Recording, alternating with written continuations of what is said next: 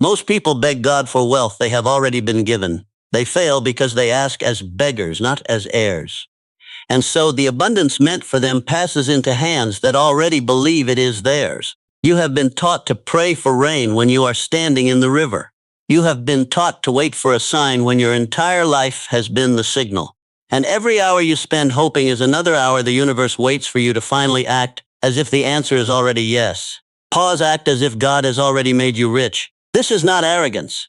This is not fantasy. This is the oldest law of prosperity ever whispered into the ear of a serious mind. And tonight, you are going to learn why the men and women who changed the world did not ask for their fortune. They assumed it. They walked into it. They wore it before they had it. And the world, in time, adjusted itself to match the man who had already decided who he was. Let me tell you the failure mode first, because you must see it clearly before you can leave it behind. Most people wake up in a posture of lack. They open their eyes, and the first thing that fills their mind is what is missing. The unpaid bill, the unopened email, the dream still sitting on the shelf. They rise as if they are prisoners of their circumstances. They drift into the day as beggars at their own table. And then they wonder why the universe keeps handing them what they keep expecting. You have done this. I have done this. It is the default of the unexamined life. And the cost is not just money. The cost is years. The cost is decades. The cost is a man reaching 60 and realizing that the wealth he prayed for was always waiting for him to walk toward it as if it were already his.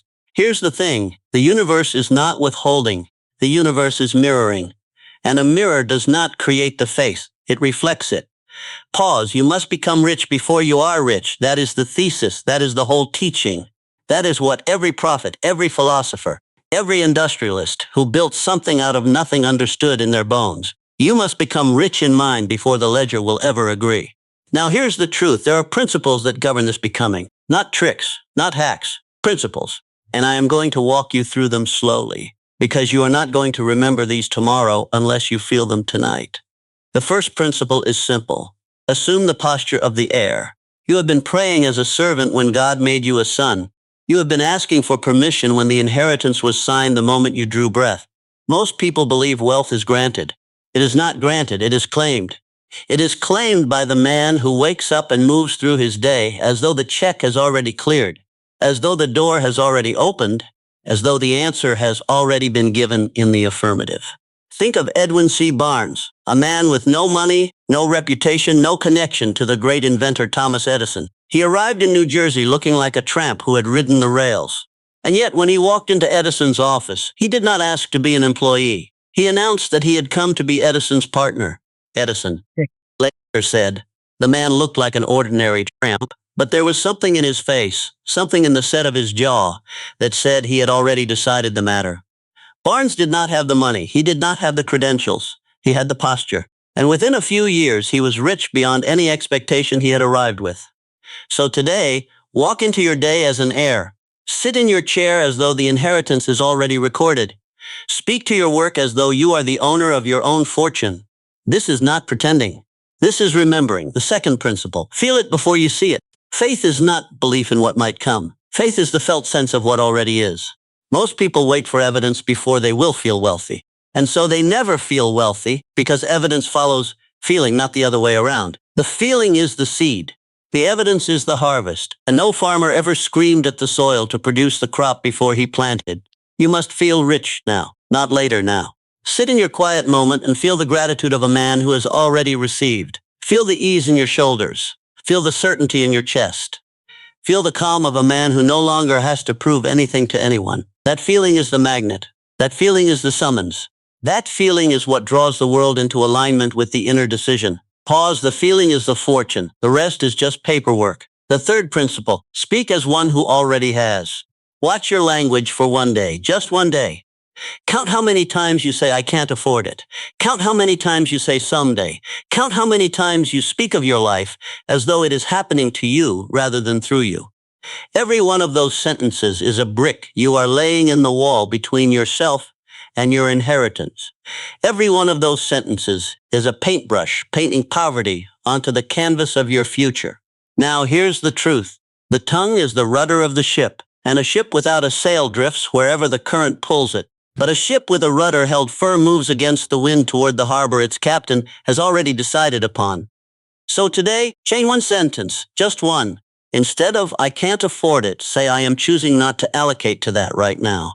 Instead of "someday," say "I am becoming the person for whom this is inevitable." Instead of "I hope," say "I am arranging." The words are bricks. Lay them carefully. You are building the house you will live in for the rest of your life. The fourth principle: serve as if you are already wealthy. The poor man hoards. The rich man in spirit gives. And this is not a moral lecture. This is a law. Because the man who gives from a felt sense of abundance is signaling to his own subconscious that there is more where that came from. And the subconscious, which does not argue, simply obeys and begins arranging his life to match. Andrew Carnegie was a boy who arrived in America with nothing. Nothing. A poor Scottish immigrant working in a cotton mill for pennies. And yet, even as a boy, he gave. He shared his lunch. He shared his books. He shared his time with those who had less than he did. He did not wait until he was rich to be generous. He was generous and then he became rich. And when he died, he had given away almost every dollar he ever earned, because he understood that the wealth was never his to keep. It was his to move. So today, give something. Not because you have extra. Give because giving is the declaration that you are not in scarcity. Give $1. Give a compliment. Give your full attention to someone who has been begging for it. The act of giving is the act of announcing to your own soul that you are rich already. The fifth principle: cut the umbilical cord to lack. Most people are still emotionally nursing on the poverty of their childhood, the disappointments of their 20s, the failures of their 30s.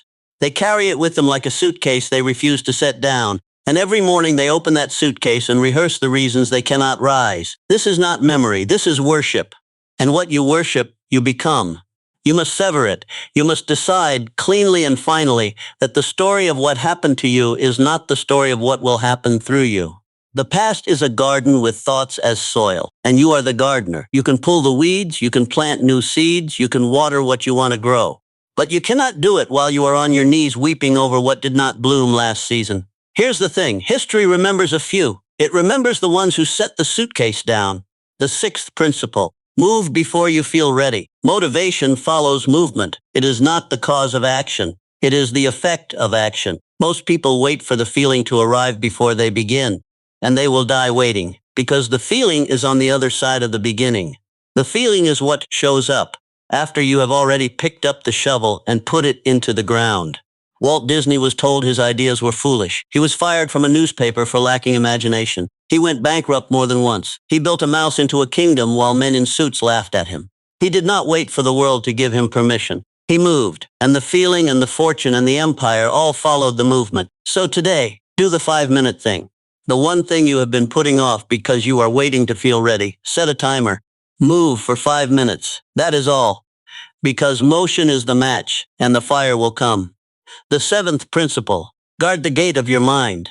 You are the center of your universe. Never forget it. Every thought that enters your mind is either a seed of your fortune or a weed in your garden. And most people leave the gate wide open. They let anyone walk in: the news, the neighbor, the ex-lover, the bitter uncle, the algorithm that profits from their anxiety. They let it all in, and then they wonder why they cannot think clearly about wealth. You must reclaim the throne of your own mind. You must sit on it as a sovereign, not as a guest. You must decide what enters and what is turned away at the door. Because the mind is a lighthouse in a storm, and if you let the storm inside the lighthouse, there is no light left to guide you home. Now, behind every one of these principles lies one inner force. And if you miss this, you will have collected 7 rules and changed nothing. What all of these principles share is not discipline. It is identity. Every one of these teachings is about who you are deciding to be before the world has given you permission. The posture of the air is an identity. The felt sense of wealth is an identity. The tongue of the prosperous man is an identity. The generosity of the rich soul is an identity. The severing of the past is an identity. The movement before readiness is an identity. The guarded mind is an identity. You are not trying to get rich. You are trying to become the kind of person for whom richness is the natural consequence of who they already are. And the moment you make that shift, the universe stops asking you to prove yourself. It simply begins arranging itself to match the man you have decided to be. Comparison is a thief that robs you of joy and clouds your mind. Stop looking sideways. The man beside you is running a different race, on a different track, toward a different finish line. Validation begins within. Nobody out there can give you what you have refused to give yourself.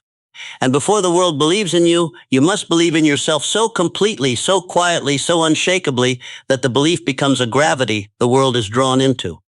You are the center of your universe. Never forget it. You must reclaim the throne of your own mind. Pause. You must become rich before you are rich. So hear me now. Stop begging. Stop postponing. Start becoming. Decide who you will be today before the day tells you who to be. Assume the posture. Feel the fortune. Speak the inheritance. Give from the overflow. Set the suitcase down. Move before you are ready. Guard the gate. And then watch. Watch as the checks arrive in ways you did not calculate. Watch as the doors open in rooms you did not know existed. Watch as the people you needed begin showing up as though they had been waiting for you to finally step into who you already were. Because they had been, because the wealth was never coming to you. It was coming through you. And it was only waiting for you to stop asking and start assuming. Act as if God has already made you rich, because He has. Because the inheritance is signed. Because the only thing left is for you to walk into the room and claim it. Reclaim the throne. Wealth is not earned, it is assumed. You are not becoming rich. You are remembering that you already are. Beggars pray for rain, hares plant the field. The universe is not a vending machine, it is a mirror. You have been asking as a servant for what was signed to you as a son. The feeling is the fortune. The rest is just paperwork. Faith is not hoping. Faith is knowing before seeing. Every sentence is a brick. Lay them carefully. The tongue is the rudder of the ship of your life. Change one sentence today and you change 1 degree of your destiny. Give before you have extra. That is the declaration of abundance. Generosity is not the effect of wealth. It is the cause. Set the suitcase down. The past is not your address. What you worship, you become. Stop worshiping your wounds. Motivation follows movement. It never arrives first. The feeling is on the other side of the beginning. 5 minutes of motion beats 5 years of intention. Guard the gate of your mind as a sovereign, not a guest. You are the center of your universe. Never forget it. Reclaim the throne of your own mind. Comparison is a thief that robs you of joy. Validation begins within. Nobody out there can grant it. Before the world believes, you must believe in yourself. Discipline builds habits. Identity builds destinies. You are not trying to get rich. You are becoming inevitable. Barnes had no money. He had posture. That was enough. Carnegie gave before he had. That is why he received. Disney moved before he was ready. The kingdom followed the movement. The past is a garden. You are the gardener. Pull the weeds. The mind is a lighthouse. Do not let the storm inside. Stop begging. Start assuming. Decide who you will be before the day tells you who to be. Act as if. Become as if. The inheritance is signed. Walk into the room. Your time is now. Act as if God has already made you rich. The secret Napoleon Hill never whispered, stop praying. Start assuming. The inheritance is already signed. Reclaim the throne of your mind.